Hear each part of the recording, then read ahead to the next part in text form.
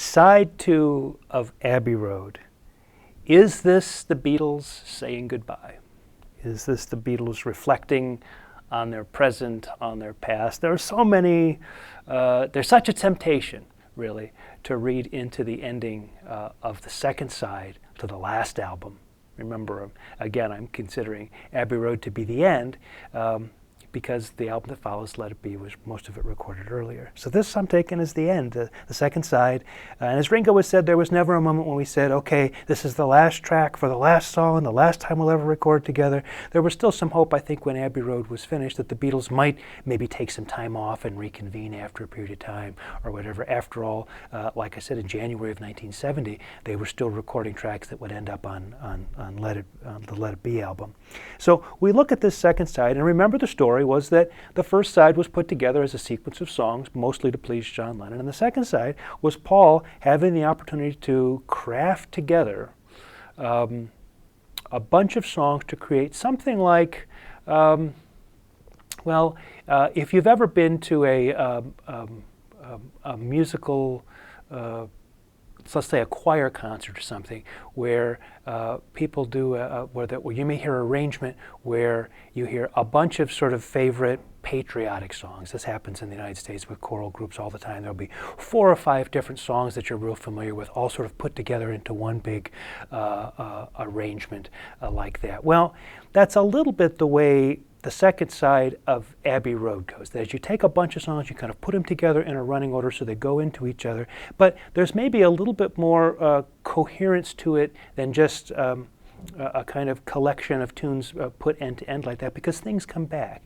And I think there's a kind of, I will argue at least, that there's a kind of a theme that holds the whole thing together, that makes it really into a kind of coherent whole, as opposed to a really clever and fantastic collection of parts. The side starts with Here Comes the Sun, which we've already spent some time talking about. You might not think that Here Comes the Sun is so much a part of this second side of Abbey Road medley. That's when you put a bunch of songs together like that, it's often called a medley, right? You might not think that Here Comes the Sun is part of this medley, but then the argument that could be made for Here Comes the Sun being part of it is that when the lyrics come in for Sun King, they talk about Here Comes the Sun King. And so you've got this connection between the fourth song on the side and the first song on the side, which tends to make you want to pull the whole thing together in that way. So after Here Comes the Sun, which was relatively self-standing. You know, it's interesting. When I talked about the end of I Want You, She's So Heavy, I said that the great effect is that you're at the end of side 1, the thing gets so loud and so big, and then it goes silent so fast that your attention is drawn to the silence. But when you're listening to it on CD, you get a slightly different effect. It gets so loud, and then it's all of a sudden it gets so quiet, and the first thing you hear is the first song from side 2, which is this little acoustic guitar playing a pretty little figure. And so that's a very different kind of listening experience than the one that would have ended the first side, and you'd have had to get up and turn the record over, and Here Comes the Sun would have given you a fresh start to a second side instead of a quiet thing coming after a loud thing, which is the way it plays out on the CD or probably on your iPad, iPod, whatever device you use if you're playing these in running order. So just to be aware of that. So Here Comes the Sun starts that. Then we get into the song Because. Now, in many ways, as I go through this side 2, this is almost going to be like a song close-up, because there's no way really to pull these songs apart. So I'll spend a little bit more time talking about each song as we go through. Because is a John song where he talks about it having a Beethoven influence.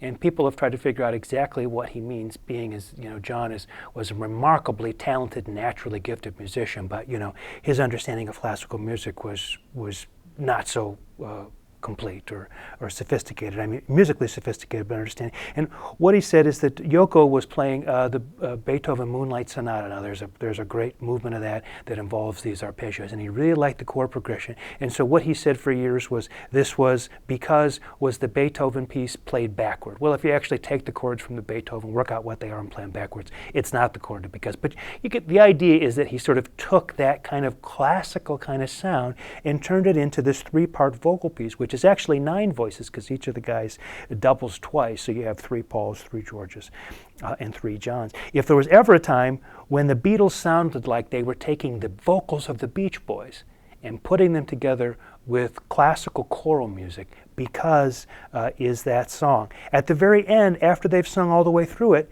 we hear the Moog synthesizer playing the melody. So if so far you haven't really quite known what I meant when I said listen for the Moog synthesizer, listen to that instrumental melody at the end, that boingy boingy, filtery meow meow kind of sound. That's the Moog synthesizer at the very end. Again, you see it all through the album. Now we move from Here Comes the Sun through Because, which is a very kind of, as we said, sort of classically influenced kind of choral piece. Then we go to a Paul song, starting out very quietly, called You Never Give Me Your Money. Now, Here Comes the Sun is a relatively self-standing piece, and Because is a relatively self-sounding piece. But You Never Give Me Your Money, I think, is composed fragments. Now, there's something sort of almost contradictory about that. How can you have a composed fragment?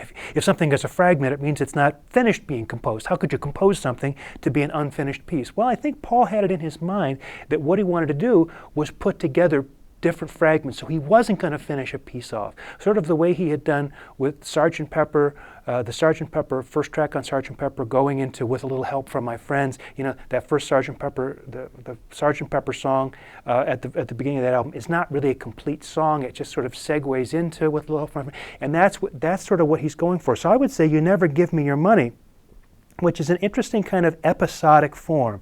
There's an A section, then a B section, then a transition, then a C section, then a kind of a coda. It's almost like he's composing these things to be fragments that fit together or to create the effect of fragments that are being put together. The episodic form of You Never Give Me Your Money really harkens back to Happiness is a Warm Gun. I keep coming back to that as being a really important tune on the White Album for this idea of continuing out of a day in the life and this idea of episodic form. That's what we see happening within You Never Give Me Your Money. Remember, the argument is the whole side 2 of Abbey Road is a gigantic episodic form in that it's a medley of all these pieces being put together. But after the big choral thing of Because, then you get You Never Give Me Your Money starting off sort of quietly with Paul at the piano and then going through all these different sections. And then we come back to a John song, Sun King, more about the sun, right? We've already heard about Here Comes the Sun earlier. We talked about this connection a minute ago. It really is just kind of a verse and a bridge. The last bridge is a kind of invented language that uses words from different languages, but best I can tell, you tell me in the discussion forum, does it make any real sense? I don't think anybody has really sort of translated it. The importance is it's supposed to sound like a foreign language, but it's no particular foreign language, or it doesn't say anything in a foreign language. But prove me wrong if you know different. Anyway, Sun King starts off really quietly. There are some,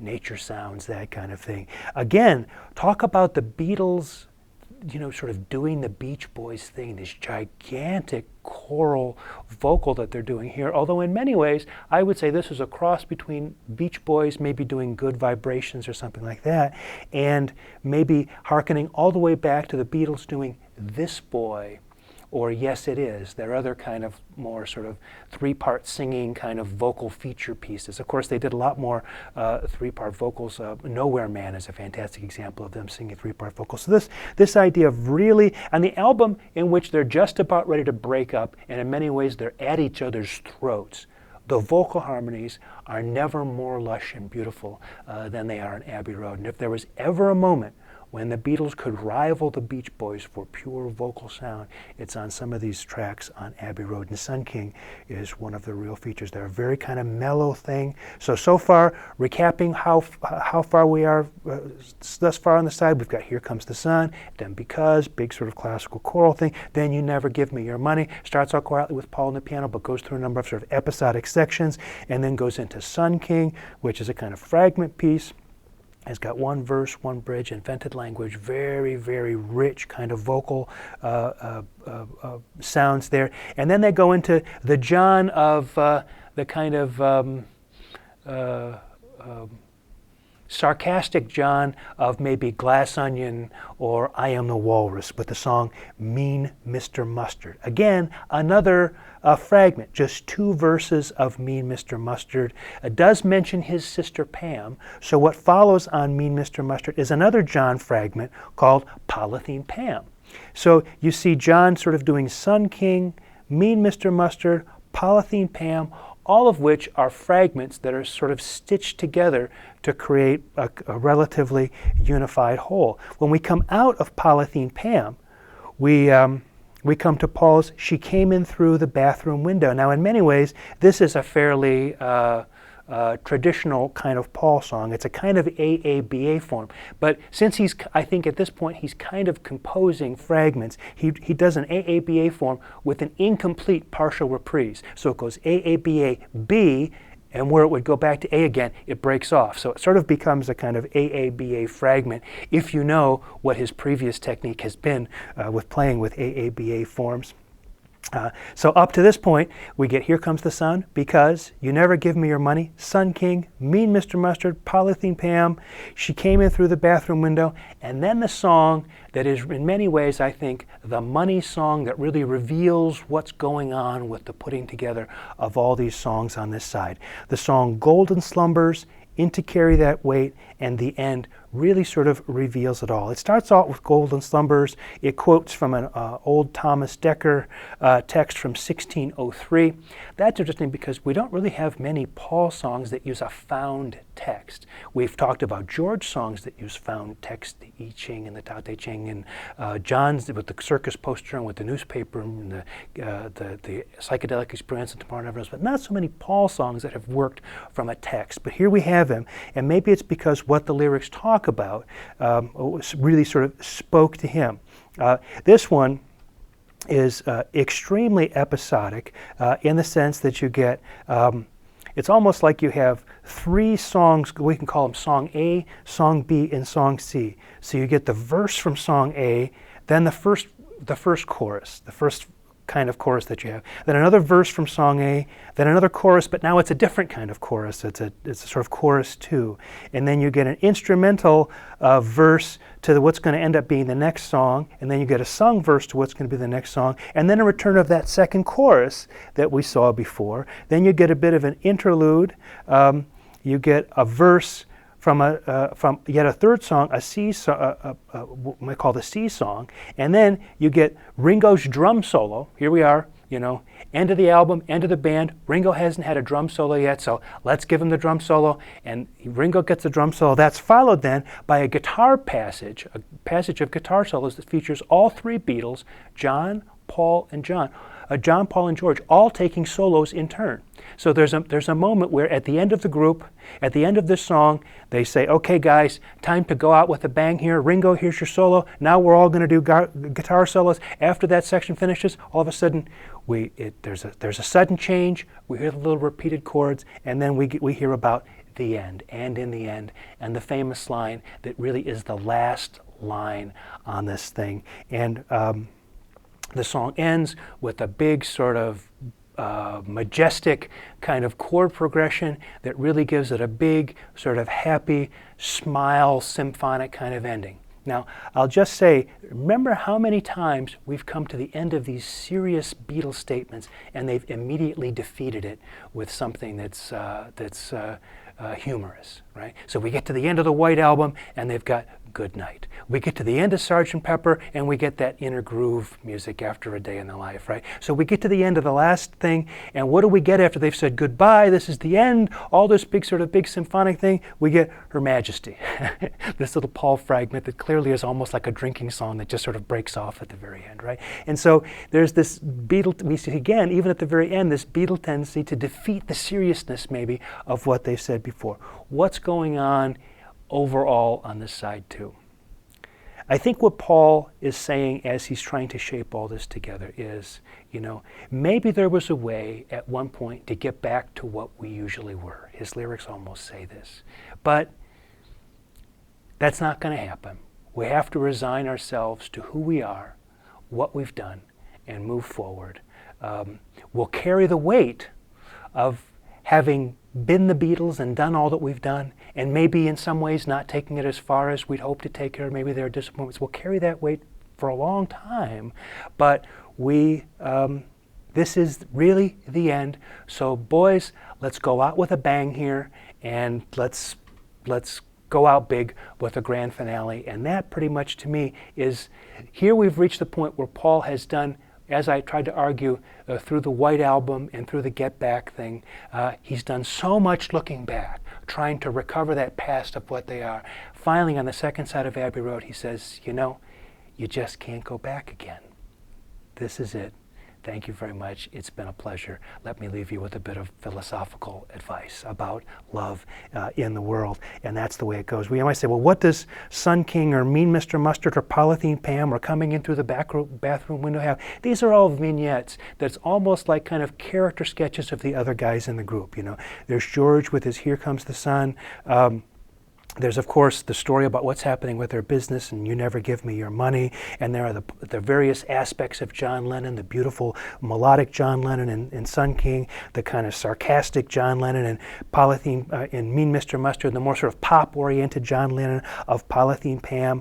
There's the idea of She Came In Through the Bathroom Window, which is about the fans. It was apparently prompted by a fan who stole some of the tapes from their home studio, some of their working tapes. And so you've got the fans are in the thing. And then, of course, with Golden Slumbers, Carry That Weight in the End, you get the sort of the author's message here. And at the very end, I think Paul McCartney really is reflecting on his present.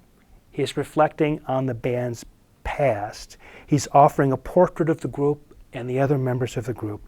And he's basically saying, farewell, everybody. This was the Beatles, and it was a great ride. Well, in the next video, we'll come to our own conclusions about what everything that we've been talking about really means over these past 6 weeks, and how is it the Beatles will be remembered into the future in our last video entitled simply Conclusions.